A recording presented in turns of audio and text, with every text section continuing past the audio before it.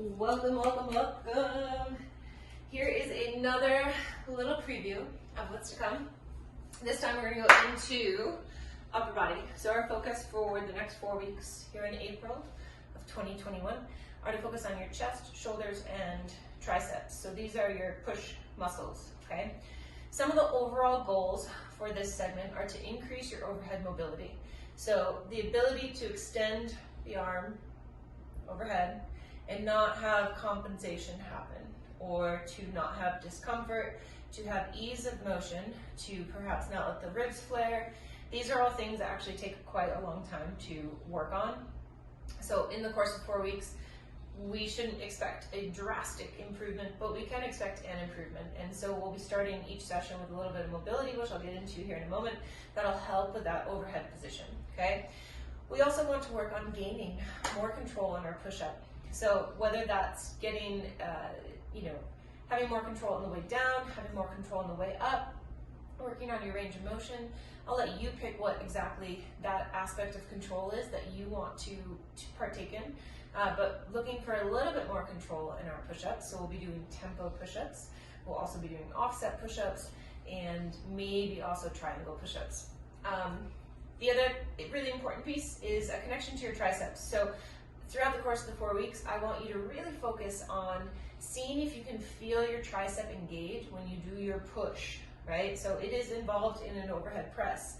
It is involved in push-ups, triangle push-ups for sure. It's involved in close chest press. It's involved in, let's see, your clean and press, all of these different things, but trying to develop more of a connection to that. So here we go, we'll kick right off. We'll go into our mobility. So we've been doing this one and I want to keep doing it because I love it. I think it feels so good. We're going to work on thoracic extension with a foam roller. So one way we do this, and which we've done in the last 4 weeks, is we've used a foam roller and we come into almost like happy puppy, and we really actively press the armpits down towards the ground, almost as if you're reaching your chin through to the floor. Trying not to go into too much of a cow position with your spine, so no overextension. In fact, knitting those lower ribs together and keeping tension through your core. So that's one way that we go into the thoracic extension. Foam roller is great, everyone should have one. I'm then going to use the side wall here just so you can see kind of what I'm doing as opposed to using this wall. But we can also do the same thing right up against the wall. So we're here and we reach and we again try to push the head through and then pull it back down. Now if that felt a little too easy, we can bring the foam roller further down onto the backs of the hands and then get that full extension reaching through. Notice my core is on. I'm not coming into this position, right? So we want to keep the core nice and tight as we press the back of the arms into the foam roller and really try to extend the head through. The other part that will sneak in, maybe not every single time, or maybe at the end of our workouts, will be foam roller angels. So on your foam roller, we start with the hands overhead, touching the floor. Ribs on this one, I'm okay if they flare, because, well, mine do. But from here, you're going to take your fingertips along the floor, down towards the hips, and then reach them back up. Noticing if there's spots along the way where your fingertips want to leave the floor. You'll feel a good bit of contraction, a good bit of work happening between your shoulder blades in that rhomboid area, and that's excellent. This is a great movement to prep the body for chest work because it's helping to open up the chest and then also activating your rhomboids, which are very, very helpful in shoulder stability. Okay, so that is all of our mobility work. So not too much. We kind of flow through that rather quickly anyways. If you're somebody who feels like you need a little bit more than what we cover in class, feel free to always start a little bit earlier than class. Okay, so we go into single arm hold. This can be done with a kettlebell or a dumbbell. The point of this is it's an isometric hold, so it's going to help develop the muscles that help stabilize the shoulder. And believe it or not, you're going to get quite a bit of core work depending on what size weight you use, okay? So it's a 30-second hold. Just like in pull-up class, if you can't hold for 30 seconds, bring the weight down. you are putting a weight over your head, so you must feel comfortable with it, okay? You can be challenged, but I ultimately need you to feel comfortable and not be fearful that you're going to drop it on your head. So we'll start in the rack position, either with kettlebell or dumbbell. We exhale, press to the top, and now we would be holding here for 30 seconds. In this holding position, palm faces towards the camera, faces away from you, okay? And we are trying to set the shoulder, okay? It doesn't need to be elevated. We don't need to be going into a side bend. We should be as centered as we can be, and you'll feel how your core is also working in this position. The important piece here is that when you bring it down, you bring it right to the front rack. If you are fatigued, you bring it down with a little knee bend, okay? That knee bend is your shock absorption system. That is very, very, very helpful to help prevent injuries, okay? So kind of catching with a little knee bend. We'll then go into a Z press. A Z press, I used to call these L-sit press, but I want to be on the same page as the rest of the world, so I'm going to call it a Z press. But what we do is we sit in an L position, so legs are extended out in front of us. You may want to remove the cush from underneath you so that you're more centered or more grounded on your sits bones. I do prefer you to have nice, strong, active legs as opposed to them just chilling and just kind of splayed out to the sides. I'd like the toes up, so feet flexed, dorsiflexed, and almost, or maybe possibly, getting the backs of the heels off the floor. So bringing quite a bit of tension into the quadriceps. Now, if this position isn't possible for you without slouching, I want you to sit in a chair, okay? Sitting in a chair will be a great starting spot. And then as your flexibility or your mobility increases, you can come back down and join us on the floor. So Z press, we're in the rack position. We will be using our core quite a bit. From here, we press and then pull it right back down. We press and we pull it right back down. What I don't want to see is this. I don't want to see the bounce. This right here is a bounce out of the joint. I want to see a strong hold right here and a strict and pull it right back. Hold, strict. If you come here and you do the hold and then before you go, you dip and press, guess what? That's still a bounce. So we want to try to take the bounce out. If the bounce is happening, your weight is too heavy. Okay, I think that the bounce is great. The bounce is super, super, super useful. But in this case, I want to develop pure strength. So take the bounce out, okay? Slow, controlled reps. We'll then go into tempo push-up. So I'm pretty sure you all know this, but an incline position will make this much easier. So bring out your step, bring out your chair, bring out your box, whatever it is that you need to, and do it from an incline position because that is a little bit more accessible. You can also do it from the knees. We are doing 4 seconds down and then a strong push to the top. When you push to the top, if you put your knees down, totally fine. We aren't worried about the up. We are worried about the down. And when I say worried, we are focused on just the down, having the strength in the down. But the other key piece here is on the down, I want you to really focus on noticing if on your way down, do you rise forward on your toes and go into what is more common in yoga, where they have you rise forward on the toes, okay? We want to be pushing back through your heels. I also want you to notice as you come down, do your shoulders come up way by your ears, way up here, okay? Because if they do, guess what? They need to be pulled way, way down, okay? So we start at the top, we hug the shoulders down away from the ears, we push through our heels, we inhale down, elbows at a 45-degree angle for 4, for 3, for 2, and 1.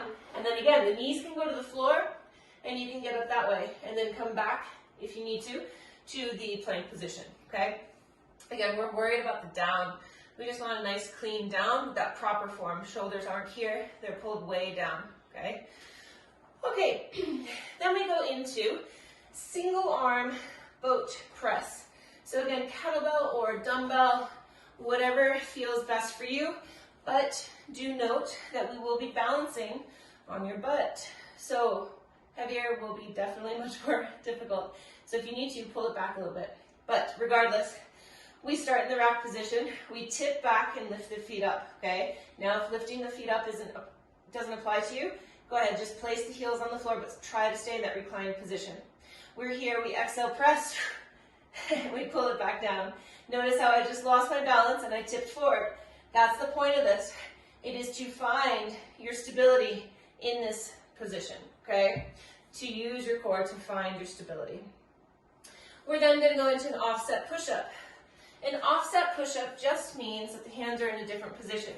And for this week of programming, or for this month of programming, I'm going to ask that one hand is elevated and one is not. So one hand being elevated, the other hand directly on the floor. You'll come into your push-up position. You do not need to touch your chest to the floor, okay? But all other aspects of a push-up, a proper push-up, apply. So we inhale down, pull the ears away from your shoulders. We exhale, push the floor away. We would be doing sets of 4 and 4. And again, a little elevation. It doesn't need to be massive. Higher you go, the more awkward it gets and the more challenging. But any height is fine, okay?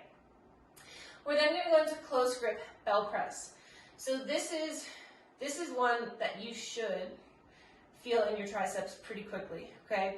So when you're doing your close grip bell press, you will, one, want to feel very, very safe putting the bell over your head, because it's going to be right over your head.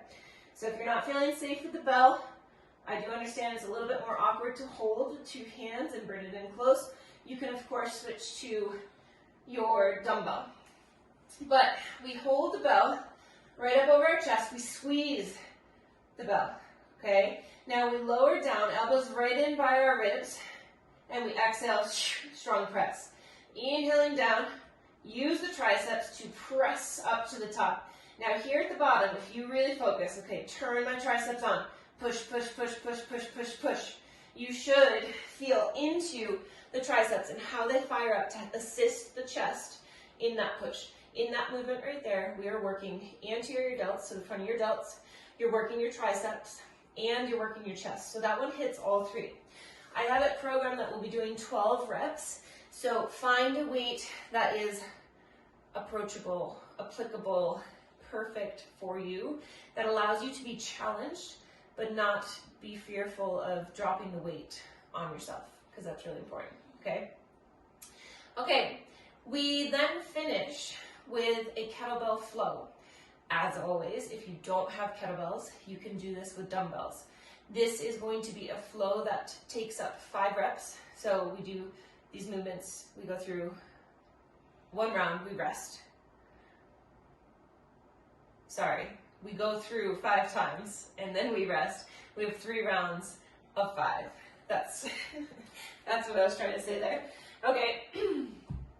I would start with lighter weight, make sure you feel comfortable, and then you can go heavier, okay, as these weeks progress. So what it is it's a push-up.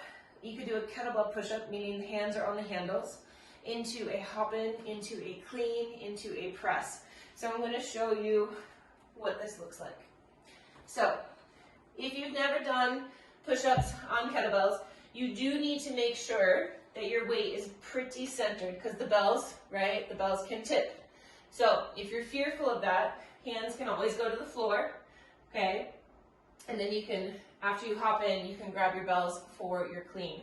But otherwise, we're here, we inhale down, exhale, push, we hop the feet in, and now we're in our position for our clean. So we clean, and then we push, press, and bring it back to the floor. That's 1. We go again. It's a push up, hop it in, take your time, clean, push, press, and bring it back down, okay? So we go through that 5 times, and that is our kettlebell flow. If there's time, we will also go into triangle push-ups. So triangle push-ups, everyone's fave, involve our hands being in almost a triangle. You can put the fingers together. They just need to be closer than shoulder width apart, okay? So they're a bit closer, and your trajectory, your target, is to get like your upper chest area around the junction of your hands. So starting tall again, pushing through the heels, hugging the shoulders down away from the ears. We inhale down, exhale, push from the knees. Inhaling down, strong exhale, push. Okay, so it's your classic push-up, just a different position with the hands, getting much more into your triceps. So that's it. Those are all of our movements for the next 4 weeks in our upper body focused days, where we focus on chest, shoulders, and your triceps, which are all your push muscles. On Fridays, in our, what was formerly called our hit with weights, we will be focusing more on pull, okay? All right, that's it.